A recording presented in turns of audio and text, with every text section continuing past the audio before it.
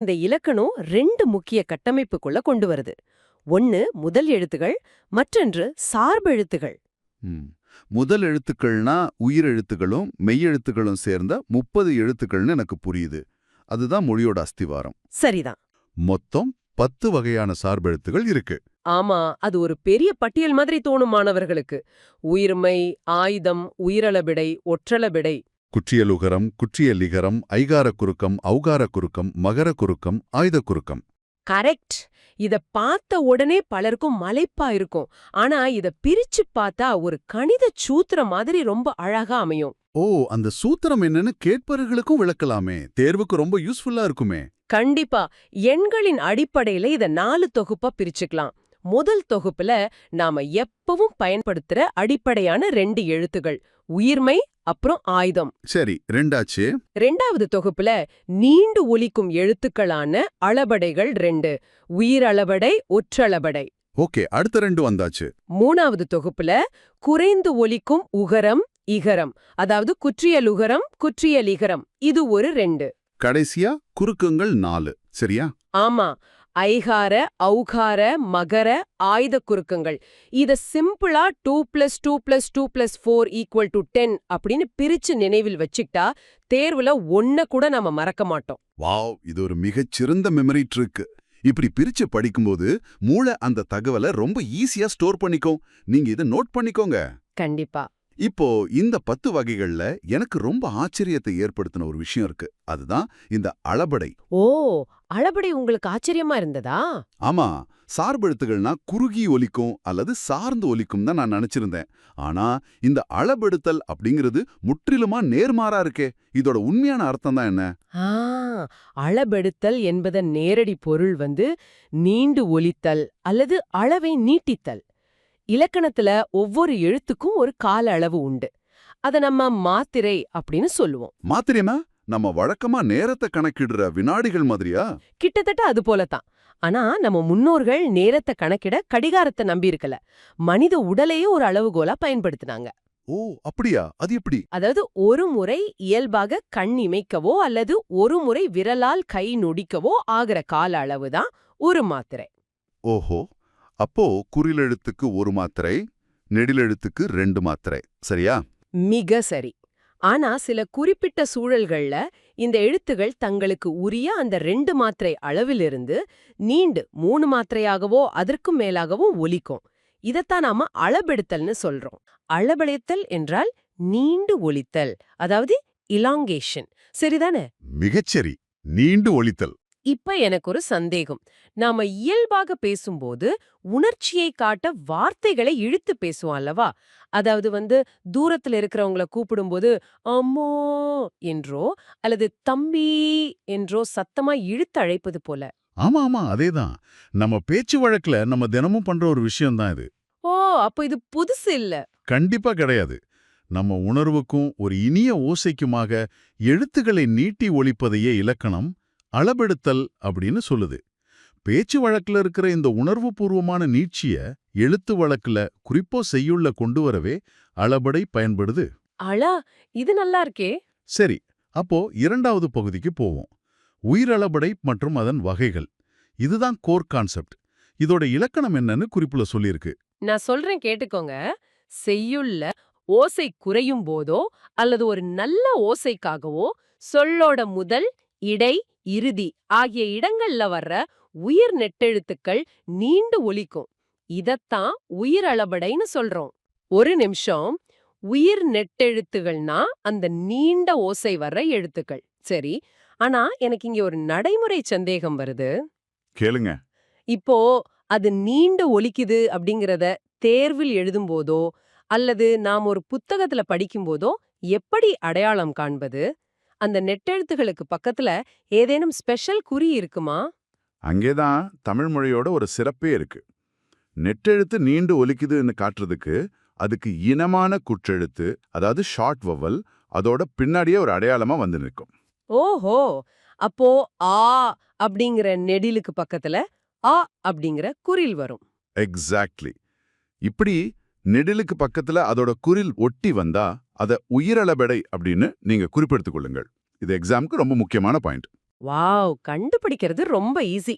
கேட்பவரே, இத நோட் பண்ணிக்கோங்க. நெடில் பக்கத்துல குறில் இருந்தா அது உயிரளபடை. சரி, இந்த உயிரளபடை 3 வகைப்படும்னு நம்ம குறிப்பு சொல்லுது. அத 3 தனித்தனி புல்லட் பாயிண்ட்களா பாப்போம். முதல் வகை செய்யுள் இசை அளபடை அல்லது இசை நிறை அளபடை. ஆமா, செய்யுளிசை அளபெடை. பெயரிலேயே காரணம் இருக்கு பாருங்க. செய்யுள்ள ஓசை குறையும் போது அதை ஈடுகட்ட, அதாவது அந்த ஓசையை நிறைவு செய்ய நெட்டெழுத்துகள் அளபெடுப்பது தான் இது. அதாவது இத நான் இப்படி புரிஞ்சுக்கலாமா? ஒரு சுவர்ல விரிசல் இருக்குன்னு வச்சுப்போம். அந்த விரிசலை சரி செய்ய நம்ம கொஞ்சம் பூச்சி வேலை செய்வோம் இல்லையா? அதுபோல செய்யுள்ள குறையிற ஓசைய நிரப்புறதால இது இசை நிறை அளபடை எனப்படுது. என் ஒப்பீடு சரிதானா? ரொம்ப ரொம்ப சரியான ஒப்பீடு. அந்த விரிசல் அடைக்கிற சிமெண்ட் மாதிரி தான் இந்த அளபெடை. இதுக்கு உதாரணம் பாத்தீங்கன்னா, சொல்லின் முதலில் வர்றதுக்கு ஓ ஓதல், இடையில் வர்றதுக்கு உலா ஆர், இறுதியில் வர்றதுக்கு படாவா. அந்த 3 வார்த்தைகள்லயும் நெடிலுக்கு பக்கத்துல குரில் வந்திருக்கு. சூப்பர். இப்போ 2வது வகைக்கு வருவோம். இன்னிசை அளபடை. இங்க தான் எனக்கு ஒரு சின்ன குழப்பம். என்ன குழப்பம்? இப்போ நாம பார்த்த செய்யுளிசை அளபடை ஓசை குறையும் போது வருது. சுவர்ல விரிசல் இருந்தா சிமெண்ட் பூசுறோம். Logic correct. அப்படியானால் ஓசை குறையாத இடத்துல ஏன் எழுத்துகள் நீண்டு ஒலிக்க வேணும்? விரிசல் இல்லாத சுவர்ல ஏன் சிமெண்ட் பூசணும்? இது தேவையற்றது இல்லையா? மேலோட்டமா பார்த்தா அப்படிதான் தோணும். ஆனா இல்ல. இது ஒரு பாடலோட அழகியலை கூட்டுகிறது. அழகியலா? எப்படி? இப்போ சுவர்ல விரிசல் இல்லனாலும் அதை இன்னும் அழகாக்க நம்ம பெயிண்ட் அடிப்போம், டிசைன் பண்ணுவோம் இல்லையா? அதுபோல ஓசை குறையாத இடத்துலயும் வெறுமனே ஒரு இனிய ஓசைக்காக குரில் நெடிலாக மாறி அளபெடுப்பது தான் இன்னிசை அளபடை.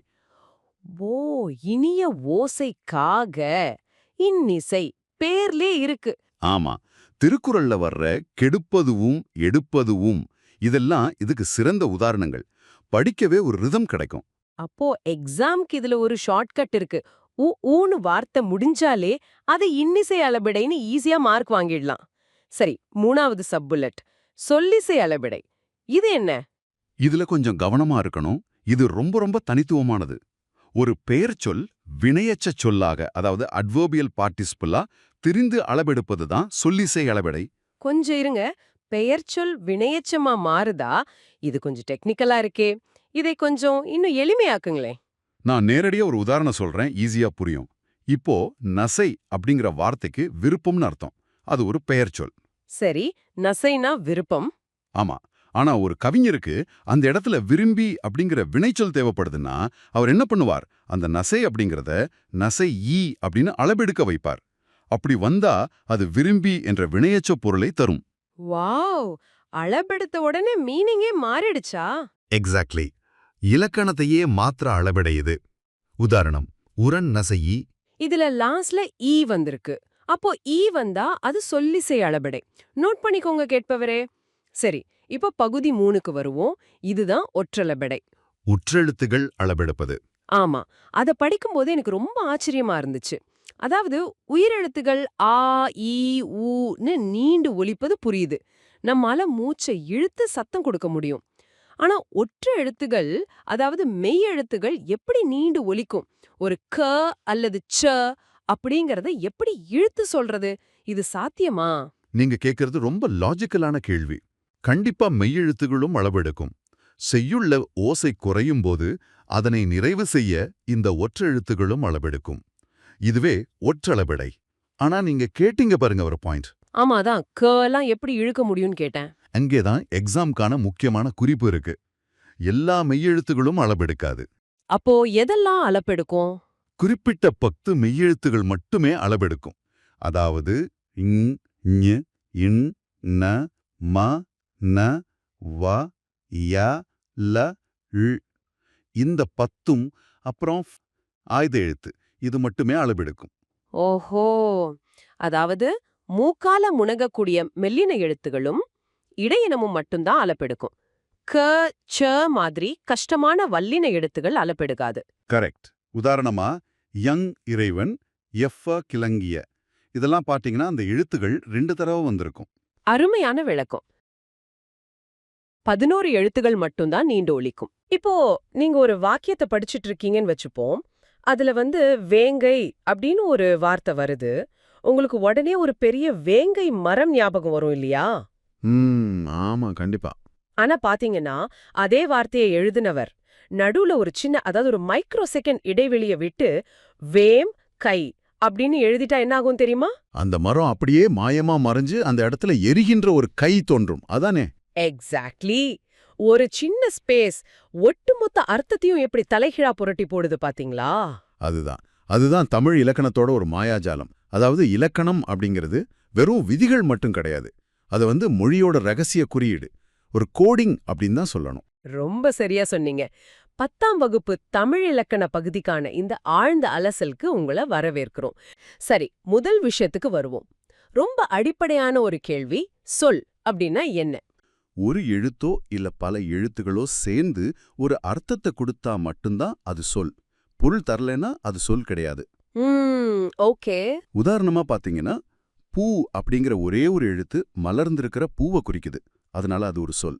அதே போல மாடு, புல் அப்படின்னு பல எழுத்துக்கள் சேர்ந்தாலும் அது ஒரு பொருளை தருது, அதனால அவையும் சொற்கள் தான். ஆனா சும்மா கு ச்சு அப்படின்னு எழுதுனா அதுக்கு எந்த அர்த்தமும் இல்ல. கரெக்ட். அர்த்தம் இருந்தா அது சொல். ஒப்பிடு. ஒரு சொல் அப்படிங்கிறது வெறுமனே ஒரு பொருளை மட்டும் தந்துட்டு போறதில்ல. நீங்க ஒரு வார்த்தைய வாக்கியத்துல வைக்கும்போது அது 5 முக்கியமான இலக்கண குறிப்புகளை தன்னுள் அடக்கி வச்சிருக்கு. 5 குறிப்புகளா? ஆமா, தேர்வுல இந்த குறிப்புகளை நீங்க கட்டாயம் எழுதணும். முதலாவது கருவி பாத்தீங்கன்னா, ஒரு சொல் இரு திணைகளையும் காட்டும், அதாவது உயர்திணை, அக்ரிணை. ஒரு நிமிஷம் இருங்க. ஒரு வார்த்தையை பார்த்த உடனே அது மனிதர்களை பத்தி பேசுதா இல்ல விலங்குகளை பத்தி பேசுதான்னு தெரிஞ்சிடுமா? கண்டிப்பா தெரியும். இப்போ வந்தான் அப்படிங்கிற வார்த்தையை எடுத்துக்கோங்க. அந்த ஆண் அப்படிங்கிற விகுதியை பார்த்த உடனே அது ஒரு மனிதனை குறிக்குது, அதாவது உயர்திணை அப்படின்னு தெரிஞ்சிருது இல்லையா? இதுதான் மொழியோட வேகம். ஓ, உண்மையிலே ஆச்சரியமா இருக்கு. அடுத்த கருவிகள் என்ன? இரண்டாவது கருவி, அது 5 பால்களையும் குறிக்கும். ஆண், பெண், பலர், ஒன்றன், பலவின் பால். திரும்பவும் அதை வந்தான் வார்த்தையை பாருங்க. அது ஆண் பாலை ரொம்ப தெளிவா காட்டுது. கரெக்ட். அப்போ மூணாவது அது 3 இடங்கள்ல வரும். தன்மை, அதாவது நான்; முன்னிலை, அதாவது நீ; படர்க்கை, அதாவது அவன், அவள், அது அப்படின்னு 3 வகை இடங்கள்லயும் ஒரு சொல் அமையும். ஓகே. திணை, பால், இடம் 3 பார்த்துட்டோம். ஆமா. 4வது பாத்தீங்கன்னா 2 வழக்குகள்ல வரும். நாம அன்றாடம் சாதாரணமா பேசும் உலக வழக்கு, அப்புறம் இலக்கியங்கள்ல மட்டும் பயன்படுத்தப்படும் செய்யுள் வழக்கு. இறுதியா 5வது கருவி, ஒரு சொல் தனது பொருளை வெளிப்படையாகவும் உணர்த்தும், சில சமயங்கள்ல நேரடியாகச் சொல்லாம குறிப்பாகவும் உணர்த்தும். அப்பா, இது தேர்வுல கொஞ்சம் குழக்கக்கூடிய பகுதிதான். 2 திணை, 5 பால், 3 இடம், 2 வழக்கு, 2 வெளிப்பாடு. இவ்ளோ தகவல்களையும் எப்படி ஞாபகம் வச்சுக்கிறது? அதுக்கு ஏதாவது ஒரு ட்ரிக் இருக்கா? இருக்கு. இதற்காக பாடத்தை கேட்டுட்டு இருக்கிற உங்களுக்கு ஒரு ரகசிய குறியீட்டு, அதாவது ஒரு மெமரி ட்ரிக் சொல்றேன். 2, 5, 3, 2, 2. இது ஒரு ஏடிஎம் பின் நம்பர் மாதிரி ஞாபகம் வச்சுக்கோங்க.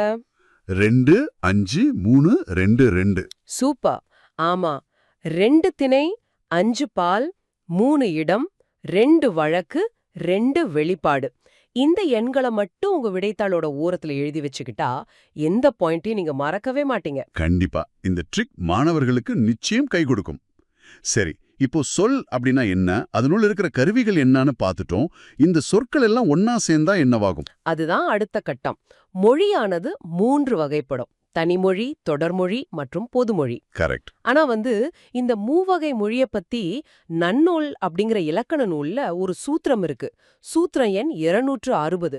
அத வாசிக்கும் போது எனக்கு ஒரு நிமிஷம் தலை சுத்திடுச்சு. ஏன் அப்படி என்ன இருக்கு அதுல? இது தமிழ் கிளாஸா இல்ல மேக்ஸ் கிளாஸானே தோணிடுச்சு. ஒரு மொழி ஒரு பொருள் அனவாம், தொடர்மொழி பல பொருள் அன, பொதுமொழி இருமையும் ஏற்பன. ஏன் இது இவ்ளோ கஷ்டமா எழுதியிருக்காங்க? அதுக்காக நீங்க அச்சப்பட தேவையில்லை. அந்த காலத்துல அச்சு இயந்திரங்கள் எல்லாம் கிடையாது. அதனால மாணவர்களோட மூளையில தான் எல்லாத்தையும் பதிய வைக்கணும். ஓ, அதனாலதான் மனப்பாடம் பண்ற மாதிரி எழுதுனாங்களா? ஆமா, அதுக்காகவே பவணந்தி முனிவர் போன்றவங்க பெரிய இலக்கண விதிகளை இப்படி ஒரு சின்ன பாட்டு மாதிரி சுருக்கி எழுதிட்டாங்க. இந்த வரியை உடைத்து பார்த்தா இது எவ்வளவு எளிமையானதுன்னு உங்களுக்கு புரியும். ஒரு மொழி ஒரு பொருள் அனவாம், அதாவது ஒரு சொல் ஒரு பொருளை தருவது தனிமொழி, அவ்வளவுதான். அவ்வளவுதானா? அதுதான் விஷயமா? ஆமாங்க. அடுத்து தொடர்மொழி பல பொருளான, பல சொற்கள் தொடர்ந்து பல பொருட்களை தருவது தொடர்மொழி. கடைசியா பொது இருமையும் ஏற்பன, இரண்டுக்கும் பொதுவாய் இருக்கிறதையே ஏற்றுக்கொள்ளும் மொழி பொதுமொழி. அந்த ஒற்றை வரியிலேயே மொத்த பாடமும் முடிஞ்சிடுச்சு பாருங்க. வாவ், செம்ம. இப்போ தனிமொழிக்கும் தொடர்மொழிக்கும் உள்ள வித்தியாசத்தை இன்னும் கொஞ்சம் பிராக்டிக்கலா பாப்போம். எனக்கு டென்னிஸ் விளையாட்டு ரொம்ப பிடிக்கும். தனிமொழி அப்படிங்கறத ஒற்றையர் பிரிவுல விளையாடும் டென்னிஸ் வீரர் போல கற்பனை செஞ்சுக்கிறேன். அதாவது சிங்கிள்ஸ். அருமையான உதாரணம். ஒரு சொல் வாக்கியத்துல தனியா நின்னு பொருள் தந்தா அது தனிமொழி. உதாரணத்துக்கு கண் அல்லது படி. கரெக்ட். நீங்க சொன்ன இந்த கண், படி ஆகிய ரெண்டும் தனிமொழியோட ஒரு வகையான பகாப்பதம். அதாவது இவற்றை துண்டாக பிரிக்க முடியாது. கண் அப்படிங்கறத பிரிச்சா கு அ இன்னு தான் வரும். தனித்தனியா எந்த அர்த்தமும் இருக்காது. ஆனா எனக்கு இங்கே ஒரு சின்ன சந்தேகம். கேளுங்க. இப்போ கண்ணன் அல்லது படித்தான் போன்ற சொற்களை எடுத்துக்கிட்டா அவற்றை இலக்கணப்படி பகுதி விகுதி அப்படின்னு பிரிக்க முடியும் இல்லையா? அப்படி பிரிக்க முடிஞ்சா அது எப்படி தனிமொழியாகும்? இது ரொம்ப முக்கியமான ஒரு கேள்வி. இவற்றை நாம பகுபதம், அதாவது பிரிக்கக்கூடியவை அப்படின்னு சொல்றோம். ஆனா பாத்தீங்கன்னா இவற்றை இலக்கண ரீதியா பிரிக்க முடிஞ்சாலும் ஒரு வாக்கியத்துல இது தனியா நின்னு ஒரே ஒரு பொருளை, அதாவது கண்ணன் அப்படிங்கிற ஒரு நபரை மட்டும் தர்றதால இதுவும் சிங்கிள்ஸ் தான். ஓ, அப்போ பிரிக்க முடிஞ்சாலும் அது தனிமொழி தான். ஆமா, சிங்கிள்ஸ் தான், அதாவது தனிமொழி தான். அப்படியென்றால் தொடர்மொழி அப்படிங்கிறது டென்னிஸ்ல டபுள்ஸ் ஆடுற மாதிரி ஒற்றை வீரரா இல்லாம ஒன்றுக்கு மேற்பட்டவங்க ஒரு அணியா இணைந்து ஆடுவது. 2 அல்லது அதற்கு மேற்பட்ட தனிமொழிகள் தொடர்ந்து வந்து பொருள் தந்தா அது தொடர்மொழி. கண்ணன் வந்தான் அல்லது மலர் வீட்டுக்குச் சென்றாள் அப்படிங்கறதுல வார்த்தைகள் ஒரு அணியா செயல்படுது. மிக சரியான புரிதல். ஒற்றையா நின்னு பொருள் தந்தா தனிமொழி, அணியா இணைந்து வந்து பொருள் தந்தா தொடர்மொழி. இங்கதான் எனக்கு ஒரு பெரிய ஆச்சரியம் காத்துட்டு இருந்துச்சு. ஒற்றையாகவும் இல்லாம இரட்டையாகவும் இல்லாம சூழ்நிலைக்கு ஏற்ப உருமாறும் அந்த மாய வார்த்தைகள், தி டிரான்ஸ்ஃபார்மர் வேர்ட்ஸ், அதுதான் பொதுமொழி. ஆமா, பொதுமொழி அப்படிங்கிறது தமிழர்கள் மொழிய வச்சு செஞ்ச ஒரு விளையாட்டுன்னே சொல்லலாம். ஒரு சொல் பிரிக்கப்படாம சேர்ந்து நின்ன ஒரு பொருளையும் அதே சொல் பிரிந்து நின்னா முற்றிலும் சம்பந்தமில்லாத வேறொரு பொருளையும் தந்து தனிமொழிக்கும் தொடர்மொழிக்கும் பொதுவாய் அமைவதுதான் பொதுமொழி. இது உண்மையிலேயே ஒரு ஆப்டிக்கல் இல்யூஷன் போல இருக்கு. ஒரு கோணத்துல பார்த்தா ஒன்னு தெரியுது, வேற கோணத்துல பார்த்தா மற்றொன்று தெரியுது. இப்போ அந்த 8 அப்படிங்கிற வார்த்தையே எடுத்துப்போம். கண்டிப்பா 8 அப்படிங்கிற சொல்ல அப்படியே பார்த்தா அது 8ங்கிற எண்ணை குறிக்கும். அப்போ அது தனித்து நிற்பதால தனிமொழி. ஆனா அதையே எள் கூட்டல் து அப்படின்னு ஒரு சின்ன இடைவெளி விட்டு பிரிச்சு பாருங்க. அதா எள் அப்படின்னா எழுதை, தூ அப்படின்னா உண் அல்லது சாப்பிடு. இப்ப அது எள்ளை சாப்பிடு அப்படிங்கிற கட்டளையா மாறி தொடர்மொழி ஆயிடுது. எழுத்துகளுக்கிடையே விழும் ஒரு சின்ன ஸ்பேஸ் பொருளை எப்படி தலைகீழா மாத்துது. நாம ஆரம்பத்துல பார்த்த அந்த வேங்கை அப்படிங்கிற சொல்லும் இப்படிதான் செயல்படுது இல்லையா? ஆமா, ஒன்னா சேர்ந்திருந்தா அது காட்டுல வளரும் வேங்கை மரம், தனிமொழி. இதையே வேம் கூட்டல் கை என பிரிச்சா வேகின்ற கை, அதாவது எரியும் கை அப்படின்னு தொடர்மொழியா பொருள் தருது. இத பயன்படுத்தி அந்த காலத்துல ஒற்றர்கள் ரகசிய செய்திகளை பரிமாறி இருக்கலாம்னு நான் நினைக்கிறேன். நீங்க விளையாட்டா சொல்றீங்க, ஆனா தமிழ் புலவர்கள் இந்த உத்தியை பயன்படுத்தி நிறைய சிலேடை பாடல்களை எழுதியிருக்காங்க. ஒரு பாடலை படிக்கும்போது சாதாரண பொருளும், பிரிச்சு படிக்கும்போது வேறொரு ஆழமான பொருளும் வரும்படி அமைத்திருக்காங்க. செம்ம. தாராளமா. முதல்ல இந்த தொழிற்பெயர் அப்படிங்கிற கருத்தை உடைப்போம். ஒரு செயல் எப்படி பெயராக மாறும் எனக்கு புரியல.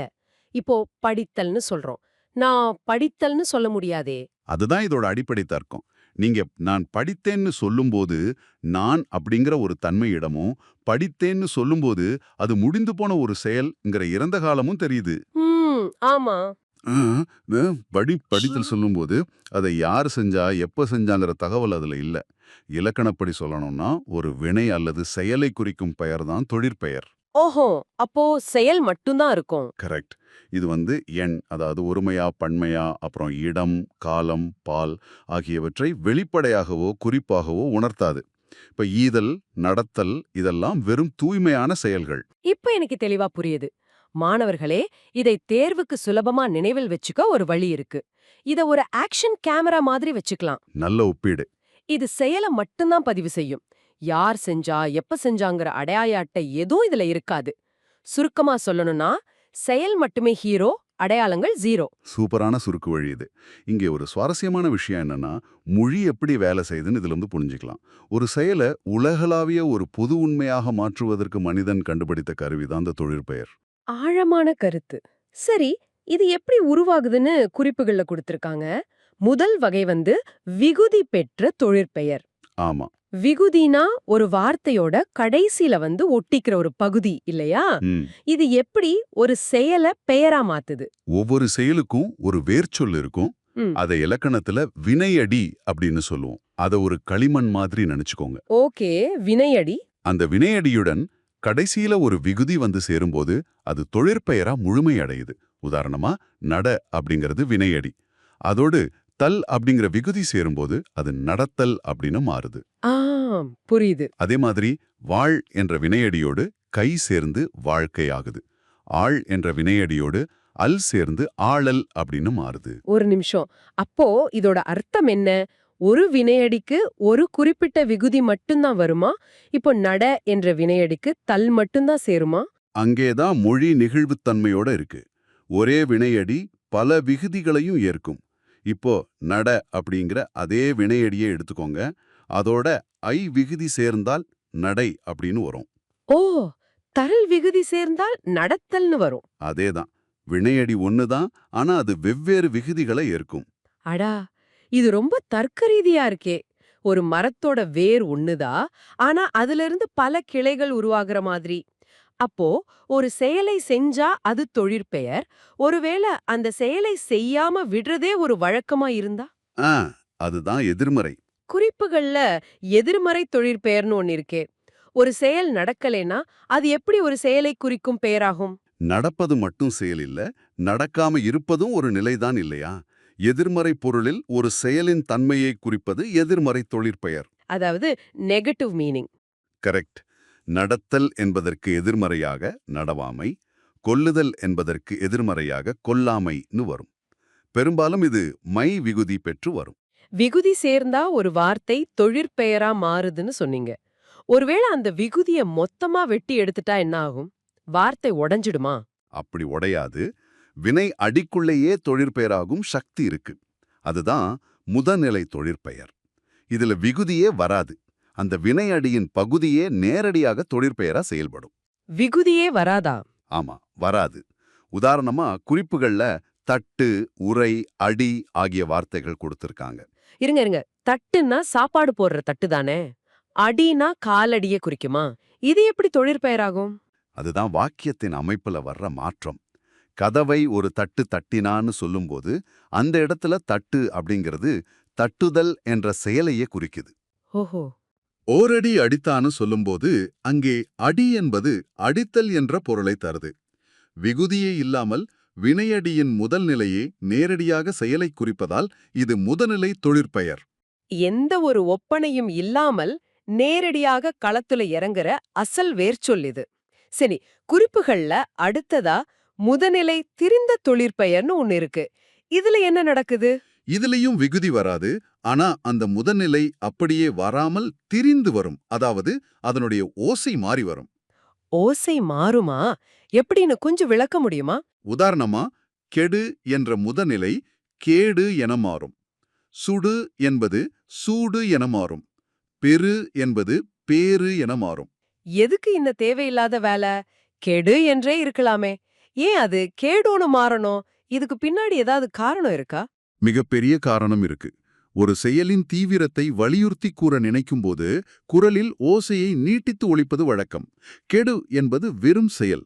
ஆனால் அதனால் ஏற்பட்ட விளைவின் வீரியத்தை குறிக்க குறில் எழுத்தை நெடிலாக நீட்டி கேடு என்று சொல்றோம். அடடே!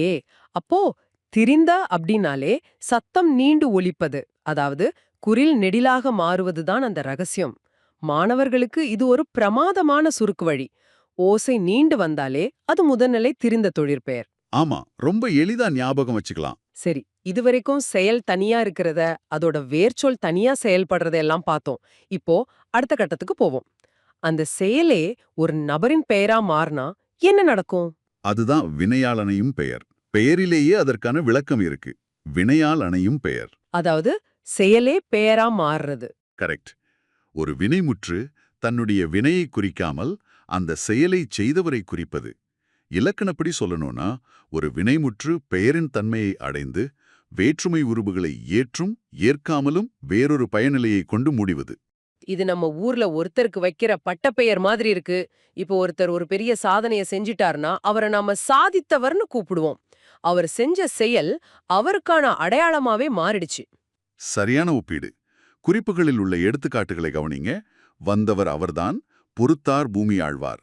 இதில் வந்தவர் பொறுத்தார் என்பவை வெறும் செயலை குறிக்கவில்லை, அந்த செயலை செய்த மனிதர்களை குறிக்கிறது. ஆ, வந்த ஒரு நபரை குறிக்குது. அது மட்டுமில்லாமல் இது தன்மை, முன்னிலை, படர்க்கை என்ற மூவிடங்களிலும் வரும். 3 காலங்களிலும் வரும். வந்தவர் என்பது இறந்த காலத்தை காட்டுகிறது இல்லையா? ஆமா. அப்போ மாணவர்களுக்கு பரீட்சையில வரக்கூடிய மிக முக்கியமான கேள்வி ஒண்ணு இருக்கு. தொழிற்பெயருக்கும் வினையாளனையும் பெயருக்கும் உள்ள வேறுபாடுகள் என்ன? இதை எப்படி எளிமையா நினைவுல வச்சுக்கிறது? குறிப்புகள்ல 4 முக்கிய புள்ளிகள் இருக்கு. இந்த 4 வேறுபாடுகளை தேர்வு நோக்கில் பாயிண்ட் பை பாயிண்டாக புரிஞ்சுக்கலாம். 1. பொருள். தொழிற்பெயர் வினையையே உணர்த்தும். வினையாளனையும் பெயர் செயலைச் செய்யும் கருத்தாவை குறிக்கும். ஓகே. 2வது காலம். காலம். தொழிற்பெயர் காலம் காட்டாது, ஆனால் வினையாளனையும் பெயர் காலம் காட்டும். 3வது இடம். இடம். தொழிற்பெயர் படர்க்கைக்கே உரியது, ஆனால் வினையாளனையும் பெயர் மூவிடத்திற்கும் உரியது. கடைசியா 4வது எடுத்துக்காட்டு. பாடுதல் படித்தல் என்பது தொழிற்பெயர். பாடியவள் படித்தவர் என்பது வினையாளனையும் பெயர். சூப்பர். இத மூளையில அப்படியே பதிய வைக்க நான் ஒரு சுருக்கு வழி சொல்றேன். தொழில் காலம் காட்டாது, ஆள் காலம் காட்டும். இத மட்டும் ஞாபகம் வச்சுட்டா அந்த அட்டவணையில இருக்கிற மொத்த வேறுபாடுகளையும் மாணவர்கள் எளிதா எழுதிடலாம். உண்மைதான். நான் அதிவேகமா கேள்விகளை கேட்க போறேன். நீங்க ஒற்றை வார்த்தையில அதுக்கான பதில சொல்ல போறீங்க. இத கேக்குற மாணவர்களும் பதில முந்திக்கிட்டு சொல்ல முடியுமான்னு சோதிச்சு பார்க்கலாம். ஆரம்பிக்கலாமா? நான் தயார். தொடங்குவோம். முதல் கேள்வி. சார்பெழுத்துகள் எத்தனை வகைப்படும்? 10. 2. அளபெடுத்தல் என்பதன் பொருள் என்ன? நீண்டு ஒலித்தல். 3. அம்மா இதில் வந்துள்ளது என்ன? அலபடை. சூப்பர். 4. உயிரளபடை எத்தனை வகைப்படும்? 3. 5. செய்யுளிசை அளபடையின் வேறு பெயர் என்ன? இசைநிறை அலபடை. 6. செய்யுளில் ஓசை குறையும் போது அதனை நிறைவு செய்ய வருவது? செய்யுளிசை அலபடை. 7. ஓதல் வேண்டும் இதில் வந்துள்ள அளபடை? செய்யுளிசை அலபடை. 8. ஓசை குறையாத இடத்திலும் இனிய ஓசைக்காக வருவது? இன்னிசை அலபடை. கரெக்ட். 9. கெடுப்ப தூவும் இது எவ்வகை அளபடை? இன்னிசை அலபடை. 10. ஒரு பெயர்ச்சொல் எச்சச் சொல்லாக தெரிந்து அளபெடுப்பது? சொல்லிசை அலபடை. அருமை. முதல் 10 கேள்விகளை தாண்டிட்டோம். சொல்லிசை அளபடை பத்தி அடுத்த கேள்வி வருது. 11. உரநசையி இதில் வந்துள்ள அளபெடை? சொல்லிசை அலபடை. 12. நசை என்பதின் பொருள் என்ன? விருப்பம். 13. ஒற்றளபெடையில் எத்தனை மெய்யெழுத்துகள் அளபெடுக்கும்? 10. 14. ஒற்றளபெடையில் அளபெடுக்கும் ஆயுத எழுத்து எத்தனை? 1. சூப்பர். 15. இது கொஞ்சம் நீளமான வார்த்தை. எஃபிகிலங்கிய இது எவ்வகை அளபெடை? ஒற்றளபடை. 16. மொழியை தெளிவுற பேசவும் எழுதவும் உதவுவது? இலக்கணம். 17. பல எழுத்துக்கள் சேர்ந்து பொருள் தரும் வகையில் அமைவது? சொல். 18. சொல் எத்தனை திணைகளை குறிக்கும்? 2. அவை உயர்திணை, அக்ரிணை. 19. சொல் எத்தனை பால்களை குறிக்கும்? 5. 20. சொல் எத்தனை இடங்களில் வரும்? 3. அவை தன்மை, முன்னிலை, படர்க்கை. பாதி கிழத்த தாண்டிட்டோம். ரொம்ப வேகமா பதில் சொல்றீங்க. அடுத்த 20 கேள்விகள் சொற்கள் பற்றியது. 21. மொழி எத்தனை வகைப்படும்? 3. 22. ஒரு சொல் தனித்து நின்று பொருள் தருவது? தனிமொழி. 23. கண், படி என்பவை எவ்வகை மொழி? தனிமொழி. 24. 2 அல்லது அதற்கு மேற்பட்ட தனிமொழிகள் தொடர்ந்து வருவது? தொடர்மொழி. 25. கண்ணன் வந்தான் இது எவ்வகை மொழி? தொடர்மொழி. 26. தனிமொழிக்கும் தொடர்மொழிக்கும் பொதுவாக அமைவது? பொதுமொழி. 27. நம் முன்பே பார்த்த டிரான்ஸ்ஃபார்மர்ஸ் உதாரணம். 8 என்பது தனிமொழியாக எதை குறிக்கும்? எண். 28. அதே 8 என்பது தொடர்மொழியாக எவ்வாறு பிரியும்? எள் கூட்டல் தூ. 29. ஒரு வினையை குறிக்கும் பெயர் என்ன? தொழிற்பெயர். 30. எண், இடம், காலம், பால் ஆகியவற்றை காட்டாத பெயர்? தொழிற்பெயர். கடைசி 10 கேள்விகள். வினையாளனையும் பெயர் பத்தின கேள்விகள் வரப்போகுது. 31 வினையடியுடன் விகுதி சேர்வதால் உருவாவது. விகுதி பெற்ற தொழிற்பெயர். 32 நடை என்பதில் வினையடி எது? நட. 33 எதிர்மறை பொருளில் வரும் தொழிற்பெயர். எதிர்மறை தொழிற்பெயர். 34 கொல்லாமை இது எவ்வகை தொழிற்பெயர்? எதிர்மறை தொழிற்பெயர். 35 விகுதி பெறாமல் வினையடியே அதாவது முதல் நிலையே தொழிற்பெயராவது. முதல் நிலை தொழிற்பெயர். 36 தட்டு உரை அடி இவை எதற்கு உதாரணம்? முதல் நிலை தொழிற்பெயர். 37 முதல் நிலை திரிந்து வரும் தொழிற்பெயர். முதல் நிலை திரிந்த தொழிற்பெயர். 38 கெடு என்பது எவ்வாறு திரிந்து தொழிற்பெயராகும்? கேடு. 39 வினை முற்று பெயரின் தன்மையை அடைந்து வருவது. வினையாளனையும் பெயர். 40 இறுதி கேள்வி காலம் காட்டும் பெயர் எது? வினையாளனையும் பெயர். ஆஹா முதல் கேள்வி வினையை அல்லது செயலை குறிக்கும் பெயர். தொழிற்பெயர். தொழிற்பெயர் எவற்றை உணர்த்தாமல் வரும்? எண், இடம், காலம், பால். தொழிற்பெயர் எவ்வாறு வெளிப்படும்? வெளிப்படையாகவும் குறிப்பாகவும். ஈதல் நடத்தல் என்பன எவ்வகை பெயர்கள்? தொழிற்பெயர்கள். வினையடியுடன் விகுதி சேர்வதால் உருவாவது. விகுதி பெற்ற தொழிற்பெயர். நடத்தல் என்பதில் வினையடி எது? நட. நடத்தல் என்பதில் விகுதி எது? தல். வாழ்க்கை இதில் விகுதி எது? கை. ஆழல் இதில் விகுதி எது? அல். ஒரே வினையடி பல விகுதிகளை ஏற்குமா? ஏற்கும். நட என்ற வினையடி ஏற்கும் விகுதிகள் யாவை? நடை, நடத்தல். சூப்பர். எதிர்மறை பொருளில் வருவது எது? எதிர்மறை தொழிற்பெயர். நடவாமை கொல்லாமை எவ்வகை தொழிற்பெயர்? எதிர்மறை தொழிற்பெயர்.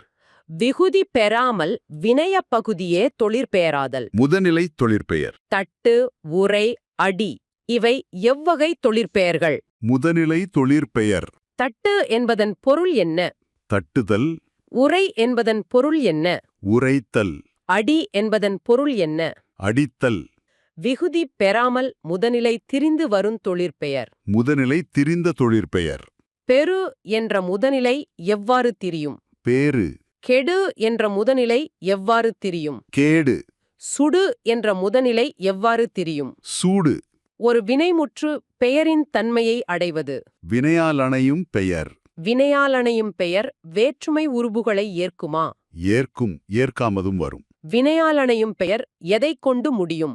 வேறொரு பயனிலையை கொண்டு முடியும். வினையாளனையும் பெயர் எத்தனை இடங்களில் வரும்? 3 இடங்களிலும் வரும். வினையாளனையும் பெயர் எத்தனை காலங்களில் வரும்? 3 காலங்களிலும் வரும். வந்தவர் அவர்தான் இதில் வந்துள்ள வினையாளனையும் பெயர். வந்தவர். பொறுத்தார் பூமியாழ்வார் இதில் வந்துள்ள வினையாளனையும் பெயர். பொறுத்தார்.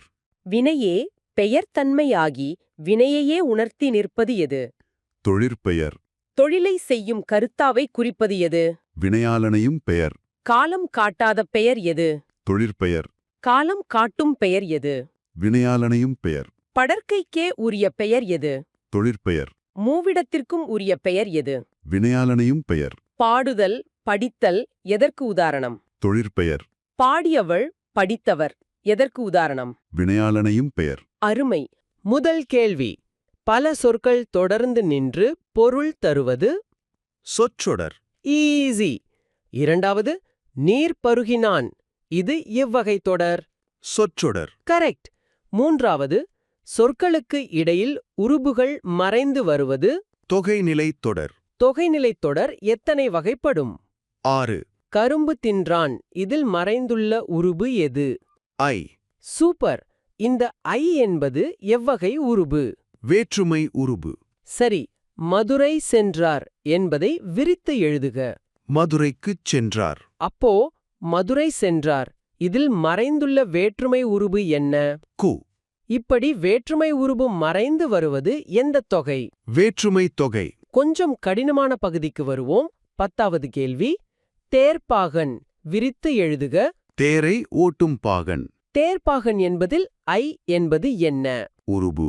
அப்படியானால் தேர்ப்பாகன் என்பதில் ஓட்டும் என்ன? பயன். இப்படி உருபும் பயனும் சேர்ந்து மறைந்து வருவது உருபும் பயனும் உடன் தொக்கத் தொகை. அருமை. தமிழ் தொண்டு இது எத்தனையாவது வேற்றுமை தொகை? 4ஆம் வேற்றுமை. சூப்பர். 3ஆம் ரவுண்ட் வினைத்தொகை. காலம் காட்டும் இடைநிலையும் பெயரச்ச விகுதியும் மறைந்து வருவது வினைத்தொகை. நன்னூல் விதிப்படி காலம் கறந்த பெயரச்சம் எனப்படுவது வினைத்தொகை. வினைத்தொகையில் முதலில் நிற்கும் சொல் எப்படி இருக்கும்? வினைப்பகுதி. வினைத்தொகையில் இரண்டாவதாக நிற்கும் சொல் பெயர்ச்சொல். வீசுதென்றல் எவ்வகை தொகை? வினைத்தொகை. கொல்களிறு எவ்வகை தொகை? வினைத்தொகை. சரி, வீசுதென்றல் என்பதை முக்காலத்திற்கும் விரித்து எழுதுக. வீசிய, வீசுகின்ற, வீசும் தென்றல். மிகவும் சிறப்பு. அடுத்து வர்ணனைகள், அதாவது பண்புத்தொகை ரவுண்ட். 22வது கேள்வி. நிறம், வடிவம், சுவை, அளவு உணர்த்துவது எந்த பெயர்? பண்புப் பெயர். பண்புத்தொகையில் மறைந்து வரும் விகுதி எது? மை. பண்புத்தொகையில் மறைந்து வரும் உருபுகள் யாவை? ஆகிய ஆன. செங்காந்தள் விரித்து எழுதுக. செம்மையாகிய காந்தள். வட்டமான தொட்டி இது எவ்வகை தொகை? பண்புத் தொகை. இனிமையான மொழி என்பதன் தொகைச்சொல் என்ன? இன்மொழி. அடுத்தது அந்த விஐபி இலக்கணம். சிறப்புப் பெயர் முன்னும் பொதுப்பெயர் பின்னும் வருவது. இருபெயரொட்டு பண்புத் தொகை. மார்கழி திங்கள் இதில் பொதுப்பெயர் எது? திங்கள். சாரைப்பாம்பு இதில் சிறப்புப் பெயர் எது? சாரை. அருமையாக யோசிக்கிறீர்கள். அடுத்த ரவுண்ட் உவமை மற்றும் உம்மை. ஓமைக்கும் ஓமேயத்திற்கும் இடையில் உருபு மறைந்து வருவது. ஓமைத் தொகை. மலர்க்கை இதில் உவமை எது? மலர். மலர்க்கை இதில் ஓமேயம் அதாவது பொருள் எது? கை. மலர்க்கை இதில் மறைந்துள்ள ஓம உருபு என்ன? போன்ற. இரு சொற்களுக்கு இடையிலும் இறுதியிலும் மறைந்து வருவது. உம்மைத் தொகை. உம்மைத் தொகை வரும் அளவை பெயர்கள் எத்தனை? 4. எண்ணல், எடுத்தல், முகத்தல், நீட்டல். தாயும் செய்யும். கடைசி ரவுண்ட். அந்த பிளாட் ட்விஸ்ட். 5 தொகைகளும் இல்லாத வேறு சொற்கள் மறைந்து வருவது. அன்மொழித் தொகை. கடைசி கேள்வி. 40. சிவப்புச் சட்டை பேசினார், முறுக்கு மீசை வந்தார், இவை எவ்வகை தொகை? அன்மொழித் தொகை. அப்பா. பிழையின்றி பேசவும் எழுதவும் நமக்கு உறுதுணையா இருப்பது நிச்சயமாக இலக்கணம்தான். சூப்பர்.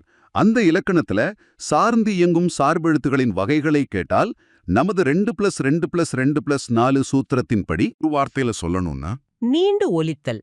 அந்த அளபெடையில உயிரெழுத்துகள் அளபெடுக்கும் உயிரளபெடையின் வகைகள் 3 வகைகள். செய்யுள்ள ஓசை குறையும்போது அதை ஒரு செங்கல்ல வச்சு நிரப்புறது போல சரிசெய்யும் இசைநிறை அளபெடையின் இன்னொரு பெயர்.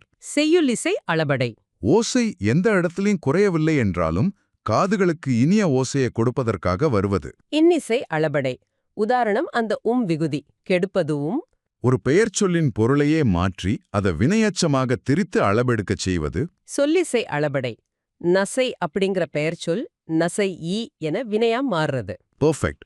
உயிரளபெடையை அடையாளம் காண நெட்டெழுத்தின் அருகில் குறியீடு போல வருவது எதுன்னு கேட்டால் அதற்கு இனமான குற்றெழுத்துகள். கடைசியா ஒற்றளபெடையில் அளபெடுக்கும் மெய்யெழுத்துகள் 10 மற்றும் அளபெடுக்கும் ஆயுதெழுத்து 1 ஆக மொத்தம் 11 எழுத்துகள் அளபெடுக்கும்.